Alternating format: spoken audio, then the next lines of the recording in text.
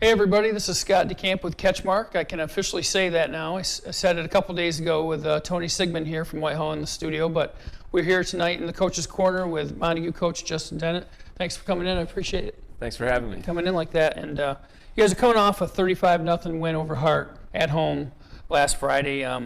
You had 35-0 against North Muskegon the week before. How similar were those games? How different were those two games?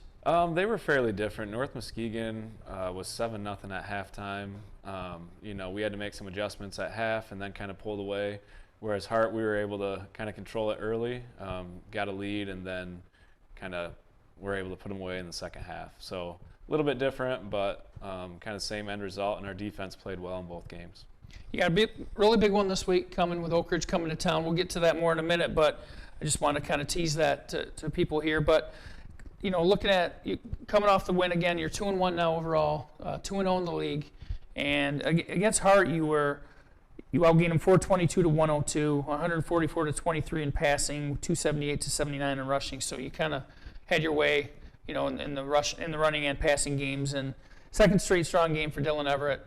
You had 147 yards on 17 carries with 4 scores. Last week in North Muskegon, I believe he went for 175. And then Tug Nichols had a big game. Sounds like he just made a tremendous catch in that game. And he's another great weapon for you guys. And then on defense, John Griner led you with 6 tackles, but a really good balanced effort on that. But anyone that you would really highlight, whether it's the guys I mentioned or maybe anyone unsung heroes from that game against Hart? Yeah, it was another great game for Dylan, and a lot of it was our offensive line was starting to click. So we kind of got things figured out there, which is helping Dylan out. And then he can make a lot of plays with his athleticism as well. So it was nice. Tug had a breakout game, again, that nice catch, and then he took a screen 50 yards, right before halftime. So that was good to get him going.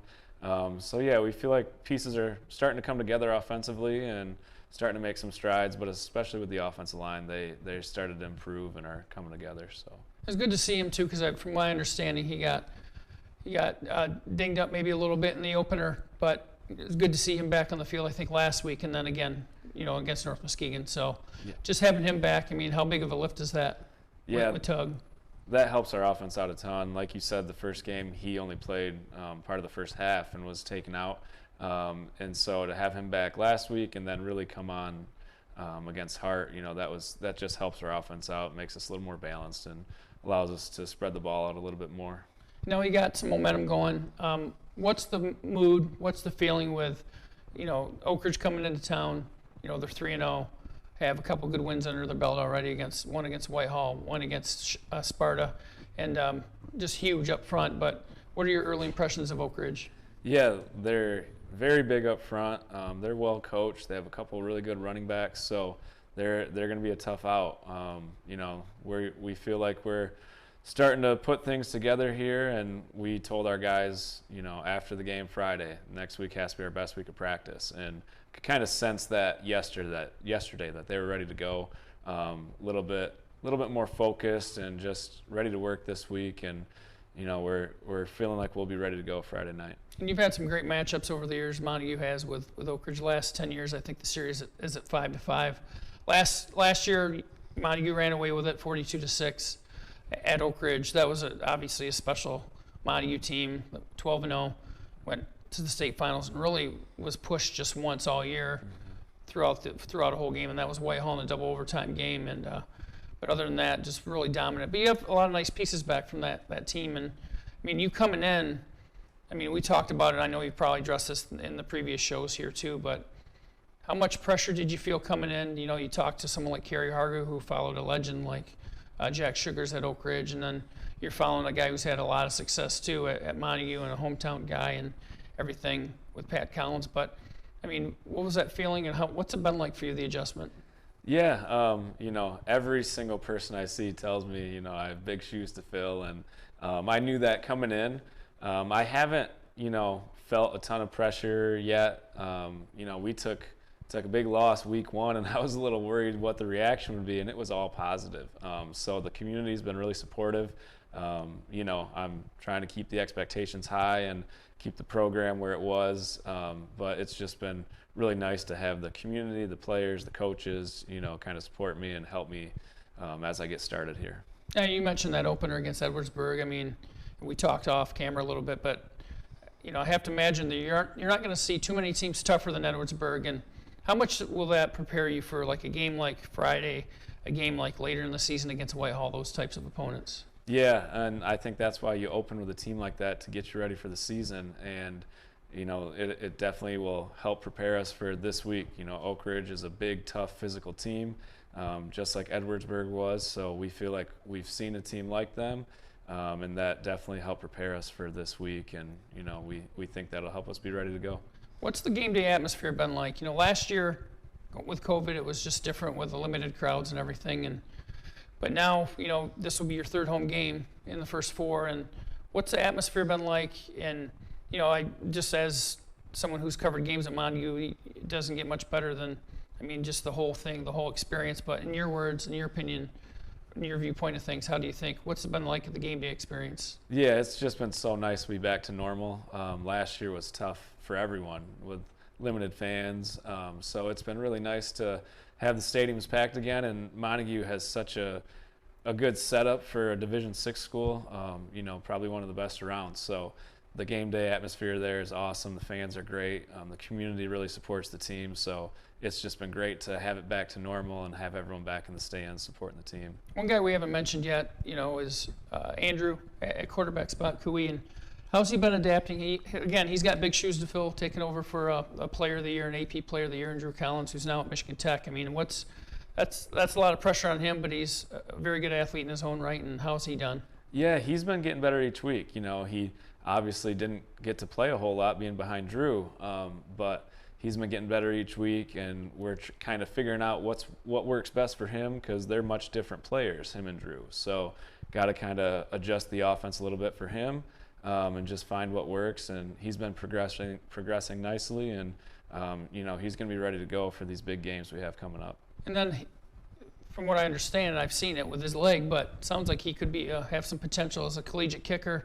Maybe what are his prospects for that? And then if you could also talk about anyone else like Hayden McDonald, maybe what their prospects are at the current moment for moving on and playing collegiately. Yeah, we're really hoping. I know Andrew really wants to kick in college, and we haven't kicked any field goals yet, but he's 10 for 10 on his extra points and putting a lot of the kickoffs in the end zone, which is what the college scouts want to see. So we're hoping he gets a shot to kick at the next level, and he's definitely put the work in to do that. With Hayden, he's playing well. Teams are scheming around him, so some of his stats aren't always eye-popping, but his effect on the game is huge, and he's been getting some Division II interest so far. So we're hoping for the best for both those kids, and gonna do whatever we can to help them get the best opportunity at the next level. What about some of the younger guys who got a lot of experience, started last year, guys like Rodney Brassfield, Isaac Jarka, you've got Owen Peterson. Those kind of guys who played just really big roles last year as young guys. What can you say for maybe that youth movement that you guys still have too? Yeah, those guys all played a lot as sophomores, and they've been great for us this year. Owen and Isaac both start at corner, and Owen's starting at receiver, and Isaac plays a lot of receiver as well. And so it's just been nice to have their experience coming back in the secondary.